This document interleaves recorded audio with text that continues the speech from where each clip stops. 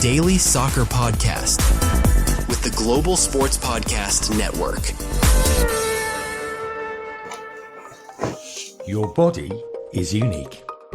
And Global Sports Podcast Network has partnered with Bioniq, the world's most personalised supplements. Bioniq provide 100% tailor-made supplements designed to deliver precisely what your body needs at exactly the right levels to optimise your health. No guessing. So click the link in the show notes. Use the code GSPN2025 for 40% off your first month's subscription.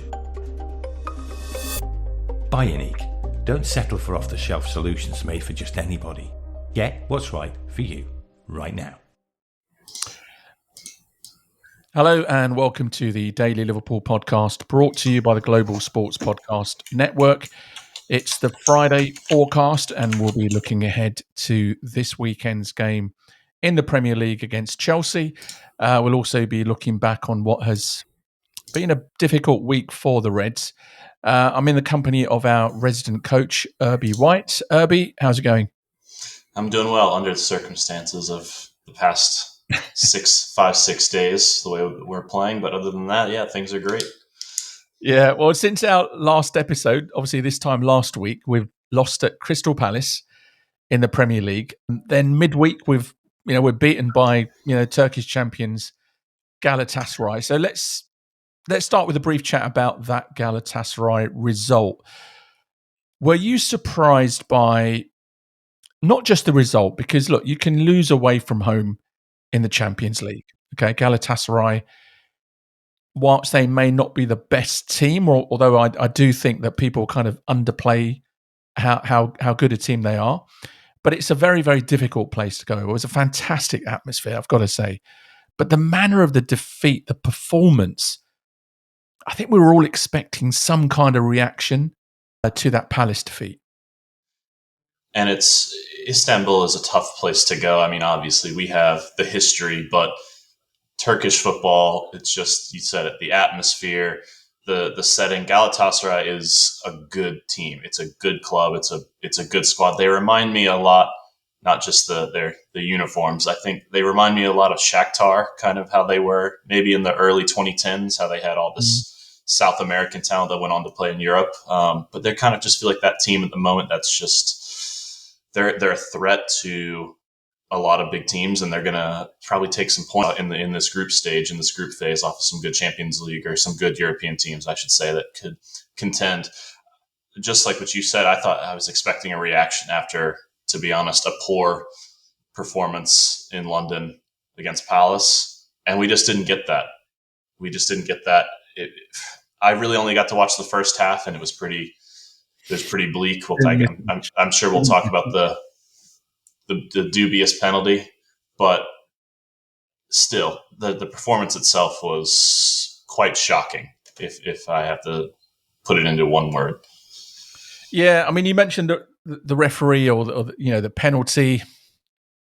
It's one of those where you just know that if it's given by the referee, it's not going to be overturned, and if it's not given, VAR is not going to intervene. It's a very nothing. I don't think it warranted a penalty. Right now, you could say that I'm being biased, but I said this post match with Louis. I just think that referee, I think, was a terrible referee, and I actually said, as soon as I saw him in the tunnel, I just thought, oh God, because I've seen him so often in Europe. He's one of those really finicky referees that just kind of end the slightest bit of contact, and he'll give a free kick. And so even our penalty that we got was rightly overturned. It was rightly overturned. It was not a penalty. Mm-hmm. But for me, that was not the reason that we lost that game. Obviously, it didn't help having that kind of referee. But from a tactical perspective, you do coaching, Irby. What do you think is the reason that we've not really hit our stride this season? And it's almost like chickens have come home to roost in the last few games. A lot of people were saying, "Oh, you're not playing well." The positive side to that was, okay, that's what champions do. They don't play well and then they win, but then sooner or later it's going to catch up with you. So what is it that you think is not quite clicking with this team? Is it purely down to the fact that we've had a lot of players come in, or is it something a bit more underlying? Just the last point on the referee, I think I saw a statistic. He's given 9 penalties in his last 11 European matches, something like that, which is crazy, but we can put that to bed. Like you said, I'm a coach, and sometimes I hate the way that I kind of watch football, even watching Liverpool. Sometimes I see it from more of a tactical point of view. I'm an amateur soccer coach, right? I'm not Slott. I'm not Pep, Klopp, all these, tactical geniuses. But I feel like I see the game, and I've always seen the game in that view. And I hate that I do it sometimes, but just what I've seen is there's certainly a process that needs to happen with embedding all these players, right? All these superstar players that we've attracted. Isak, superstar. Verts, superstar. Ekitike, going to be a star. He's probably been the one that's really hit the ground running. But there's a gelling process and that needs to happen. But I also everyone just feels like they're a bit on top of each other. We've recruited 2 outside backs that they want to be in the final third in the channels. I blame Rashford and I blame Mbappe for every right-footed striker or winger wanting to come in off the left and cut in on their right. We've seen that with Ekitike. We've seen that with Isak. We've seen that with Gakpo.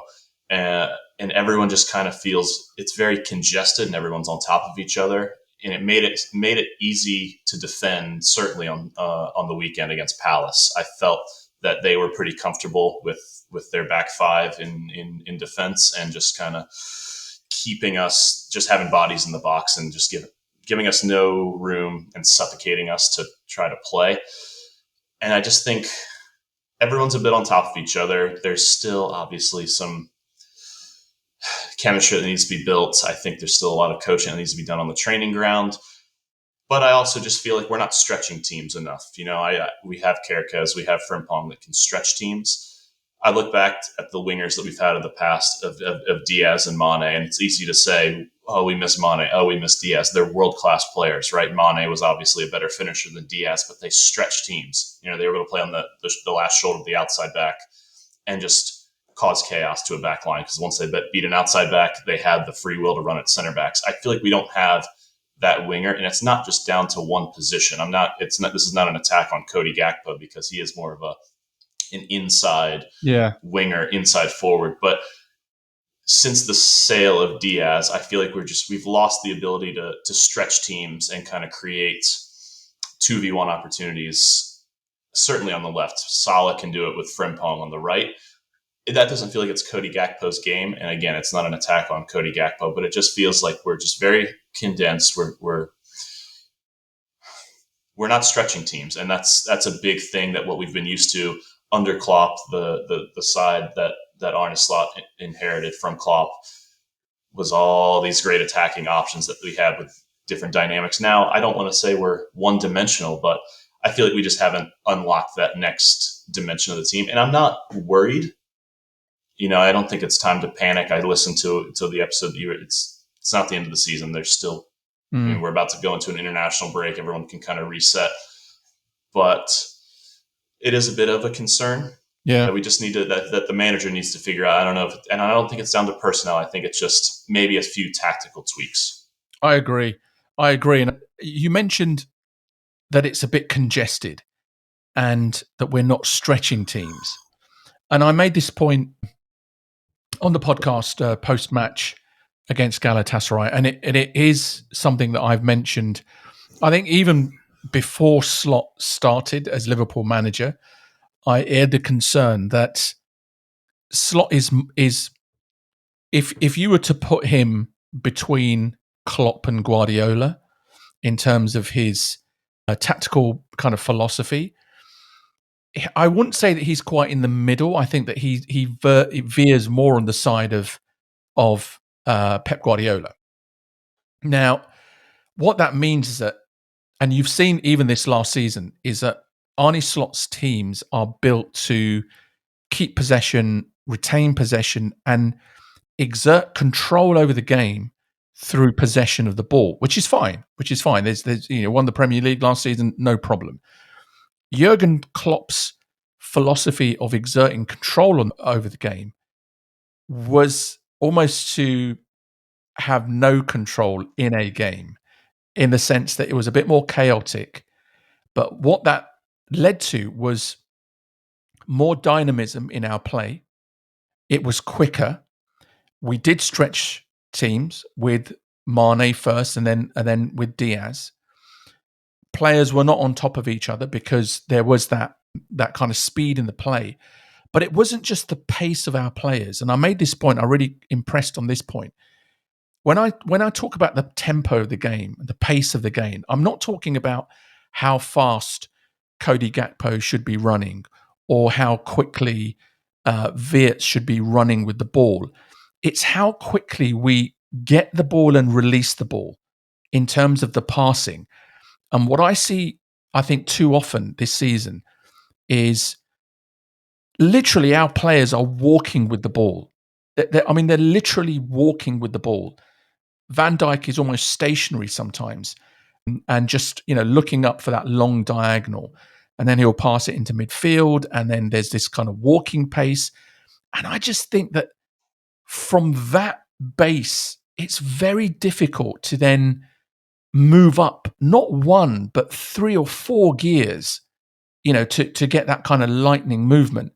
And I think the other thing is, I think it invites a deep sitting defense then. Because if you're just stood on the center circle and you're walking with the ball, the opposition team is just going to drop back, and then you've got a 10-man block to get through. So I just think that this is the way that Arnie Slott sets up his team.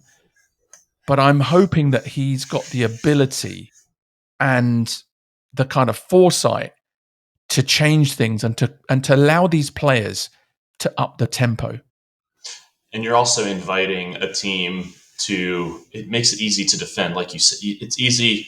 You make it easy for a team to just, sit back and this is what we're going to do. But you also make it easy in transition you give the opposition an opportunity to reset and get set up, rather than back to what Jurgen Klopp said. It was all about pressing, but those transitions were huge. And we had obviously the players that were outstanding at that, from, the front three to the midfield three. It worked like a machine. Right. And so we're making it easy on teams to defend transitions. Mm-hmm. And to your point about just walking it up the field, teams are happy to see that.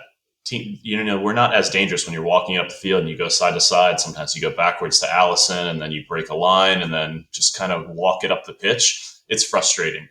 We talk about it even at the youth level, how easy it is for teams to defend, how you need to play kind of a bit more in transition. And I'm hoping that Slott is not – he shouldn't be mentioned in the same breath as Amorim, but I think we've talked about with Amorim, or just the general thing with Amorim has been he's willing to die on the hill of the way he's playing. And I don't think Slott is that kind of manager. I think it's a bit more pragmatic, isn't he? 100%. I think it's more of, I'll change a little bit. I still want to play with possession, as you said. So he's somewhere more on the Pep Guardiola side, but on the scale of Klopp to Pep, he definitely has elements of both. And I'm hoping that he can, dial it a little bit more towards what we saw under Klopp. Now, Jamie Carragher made a great point about it being basketball. We're the side that's open on transitions. Yeah. And to a point, I actually agreed with him when I heard that. And right now, I'm almost comparing it a little bit to just right now the Brendan Rodgers philosophy, where we almost won the league, of just we need to outscore the opponent. And it was just end to end, outscore the opponent. Defense goes out the window. If we concede 4 goals and we score 5, that's fine. We're not doing that at the moment. We're not conceding 4. We're not scoring 5. But we're not creating the chances either. We're not creating as many chances as we were in that Brendan Rodgers season. No, I feel like we get into the final third and then it just kind of goes back side to side. Yeah. And it goes side to side and we go backwards and we get our 9 men inside their half. We do something silly, we lose it, and we're defending a transition, right? And so you're right. We're not creating the chances. We're not playing the final ball. And so I'm just hoping that, there is just a slight shift. and hopefully that can start on the weekend going into the international break. Because going into an international break, the second one of the season, you don't want to be playing poorly. Yeah. It's just not something. It's easy to say I'll take a draw right now against Chelsea, but gosh, going into another international break with 2 losses and a draw or a poor performance against Chelsea, I don't want to be sitting for 2 weeks on that defeat. Yeah. Or just we got to be going into an international break with some positivity as a fan base. Yeah, 100%. What did you make of the team selection against Galatasaray? Because it was an interesting one. He played Frimpong, but not at right back. He started with Szoboszlai at right back. Frimpong was at kind of right wing. No Salah. He was on the bench. Wirtz kept his spot.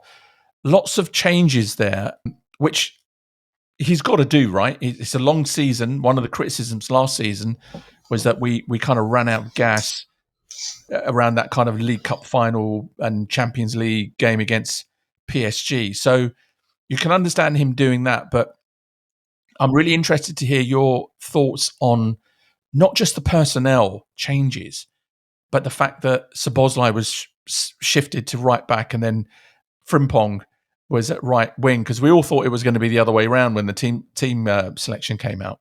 Yeah, I think, and I got a notification on my phone when the lineup came out that it said Isak and Ekitike was starting, and that's when I texted our group and said 4-4-2, but then I saw the actual lineup card, and I was like, well, they made a mistake, ESPN or whoever sent it out.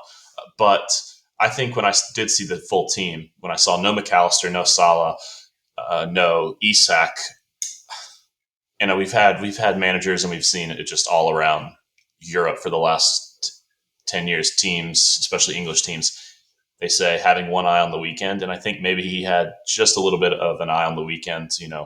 Isak not up to full fitness. McAllister, I think we should talk about that at some point. He hasn't seemed like he's been 100% since March or April.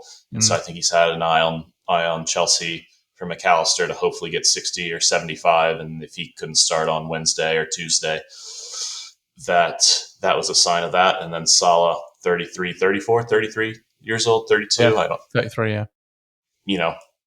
Return to Chelsea again. He always likes to perform against Chelsea, and maybe thinking if we want to get a good performance and get him going in the league, maybe we just give Salah 30 minutes against Galatasaray. And so I think that was my initial reaction was, okay, he's got an eye on the weekend, and I hope it doesn't come back to bite us in the you-know-where. And it did. I don't think it's just down to team selection, but leaving, I'm sure we'll get to Isak versus Ekitike at some point. That's probably a position that's up in the air. But the way we played on the weekend, needing a reaction after Palace, I still would have wanted to see McAllister and Salah play in that lineup instead of having to come on and try to salvage a point, which we didn't even get. So I was a bit frustrated because that was just my internal feeling. I'm sure Slott would deny that, but that was just what I felt when I saw the full 11. Yeah. Yeah, no, it was a point of interest, the team selection. And we'll be talking about team selection for the weekend as well, shortly after this break. Here at Global Sports Podcast Network, we spent a lot of time selecting our delivery platform. Zencastr came out the clear winner. With 4K video recording from your phone and AI editing that automatically removes all those ums and ahs, it's super easy to start a podcast that sounds great and is delivered efficiently. If you're ready to tell your story, check out the link in the show description to learn more about Zencastr. Okay, so the Reds are on the road once again. An away trip to the capital to play Chelsea, Stamford Bridge. It's a Saturday 5:30 p.m. kickoff, UK time. That is 12:30 p.m. Eastern time. Is that right? Yep. It's good to have you here so that I can make sure that I'm right on that. The Reds, we're winless in our last 4 visits to the Bridge, 3 draws, and that 3-1 defeat last season. Although I think the title was already wrapped up by then, so maybe that was a kind of mitigating factor. Chelsea, it's really difficult to kind of, it's really difficult to kind of assess Chelsea and think what kind of opposition they're going to be, because their form guide literally it tells you exactly who they are. They've played 6, they've won 2, they've lost 2, and they've drawn 2. So it's a complete mixed bag. I mean, we're saying this every week. I mean, we should have enough to beat Chelsea, but I think this one could be a tricky one. It is Stamford Bridge. It's a Saturday late fixture. It's going to be under the lights. It's the last one before the international break, and we're coming off not a particularly good run. Chelsea's just one of the most difficult teams, big traditional Big Six teams to wrap my head around right now. Even since the Todd Bowley era has begun, managers in and out. But understanding Maresca's tactics, I feel like the way the pundits analyze it and the way I see it, or just try to understand it, it feels like it changes week to week, and the narrative changes week to week.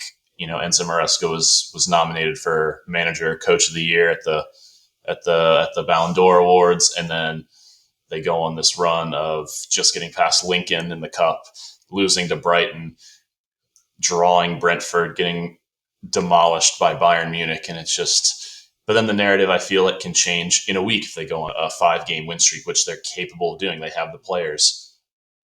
They're just a strange team to analyze and assess tactically, but just where they're at. I feel like they take 1 or 2 steps forward and then they take 2 or 3 steps back, and they make these big strides. Winning the Club World Cup felt like a big thing for them. I know we've all kind of talked about the Club World Cup, but it felt like maybe just a step in the right direction for them.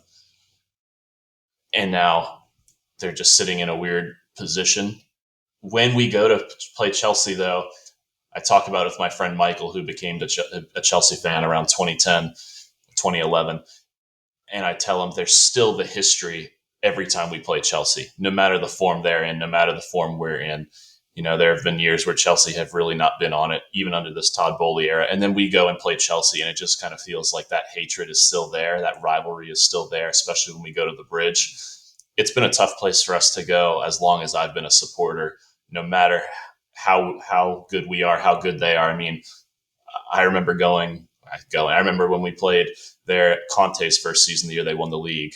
Yeah. When Henderson scored that beautiful goal over Courtois, that just he couldn't have struck it any better to get over a guy that's 6'7", and just thought, oh my, maybe the tide has turned, and then Chelsea go on to win the title. We come in 4th, right?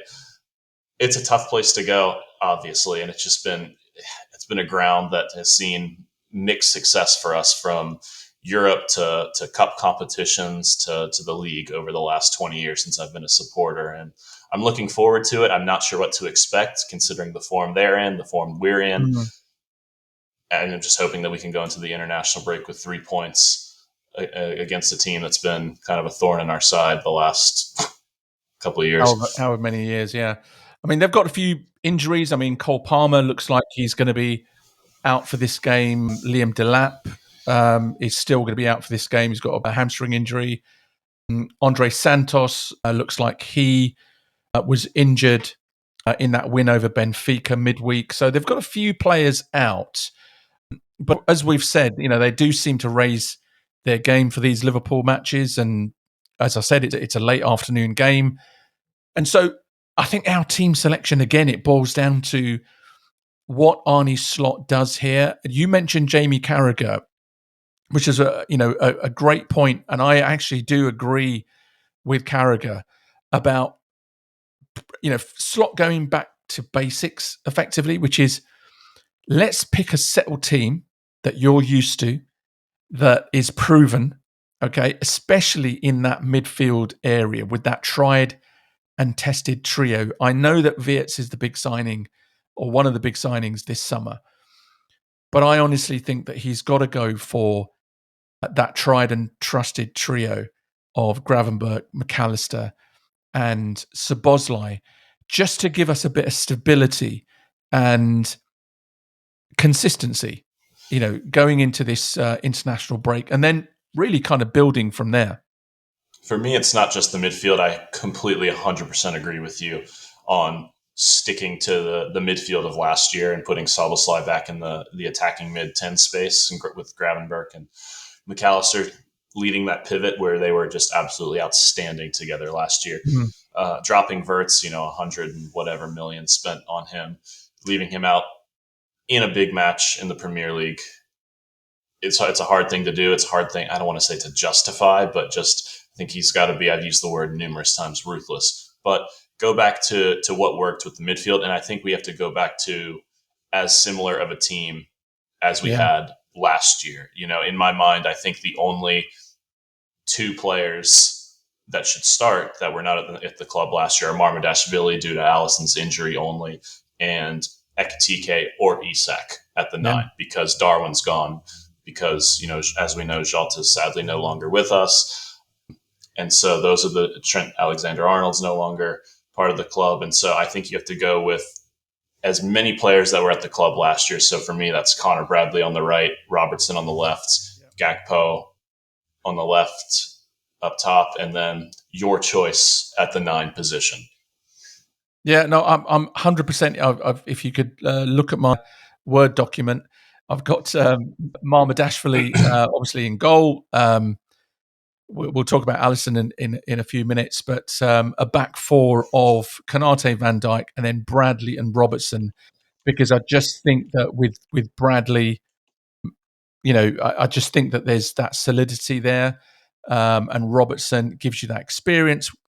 And then we've spoken about the midfield 3, and up top for me, it's got to be Salah, Gakpo, and I would start with Isak, because as much as I think that Ekitike has probably been the best signing in terms of the performances and the impact that he's had on our team, he did go down, slightly injured midweek. They said that, he thought it might have been a hamstring, and then he's thinking, well, actually, I think it's just a cramp. But they said that about Frimpong as well when he first went down.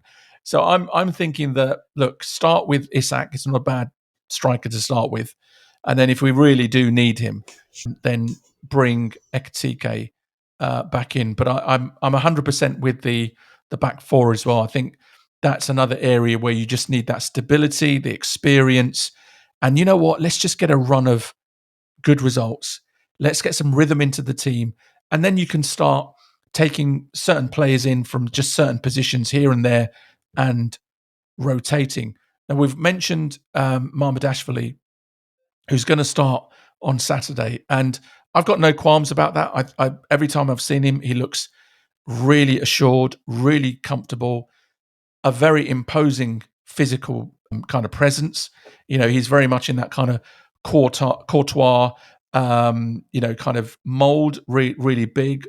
But Alisson Becker, as much as I love the guy, and I do blame Konate for him getting that injury with just a absolutely horrendous pass, which really, the contract offer that we apparently made Konate, we should rip that up and take off at least 25 grand a week, just on the basis of that pass alone, which caused Alisson Becker to, bless him, he sprinted 5 yards and he's just done something. But he's in the last year of his contract. Are we seeing, the kind of phasing out of Alisson as well? Not because of his ability, which is completely, you cannot question, but just his availability and his fitness record, which is the only thing that you can level against him. Yeah, the fragility of his body. I feel like in the last decade, we've had a number of players that just, their bodies are made of glass. I go back to Daniel Sturridge and Naby Keita, Joel Matip, all outstanding football players, when they got back to their fitness and were able to play 6-7 matches. I still die on the Naby Keita hill of when he got 6-7 matches back in the legs. We'd see the best of him, and then injury. But I digress. Alisson, I think he's the same way. I think maybe his body is made of glass, and when he's forced to do those 5-10 yard sprints on a recovery or to come out, or when he has to do these little things, a hamstring goes. And I'm looking forward.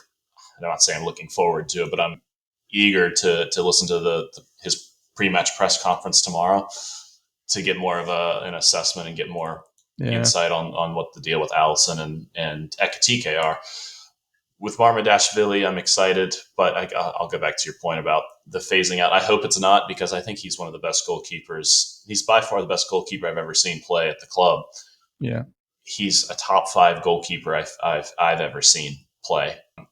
With my friends, everyone makes these all-time 11s, and he's definitely in contention to be one of the all-time 11 keepers that just I've seen, if I were able to put together 11 guys. And so I hope it's not the phasing out.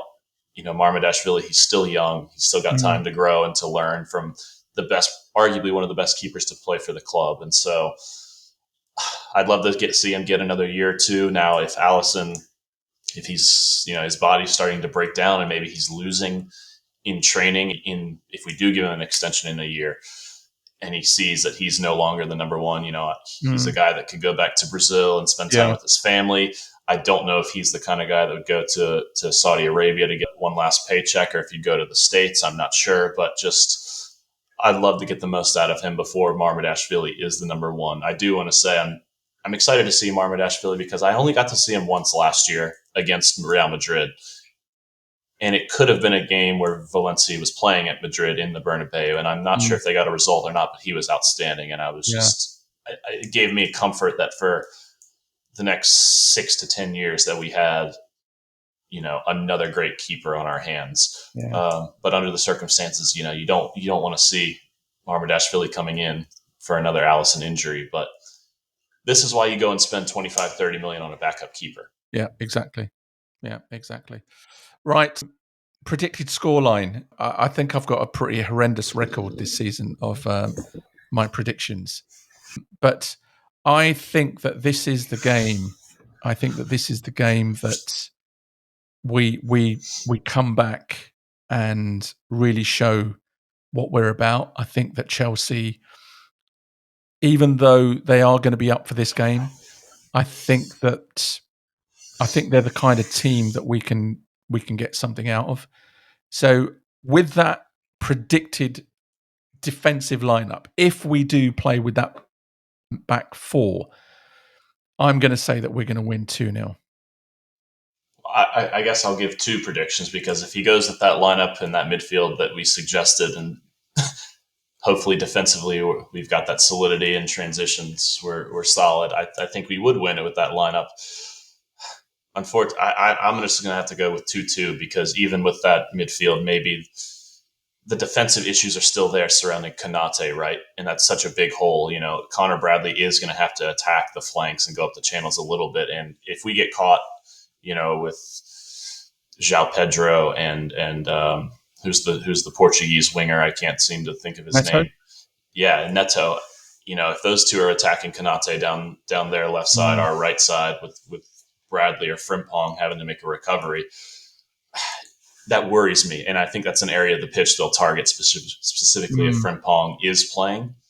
And so I don't think we'll lose, and maybe we'll come back and see I look like an idiot if we do lose a third successive match.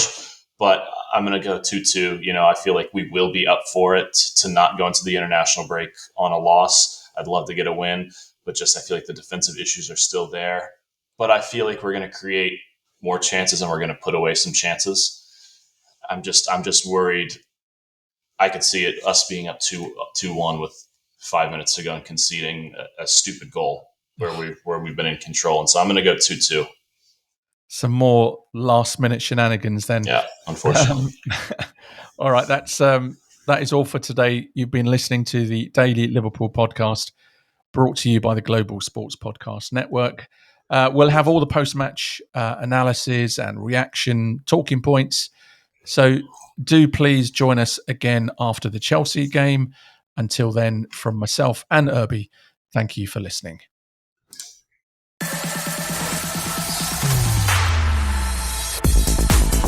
Your daily soccer podcast with the Global Sports Podcast Network.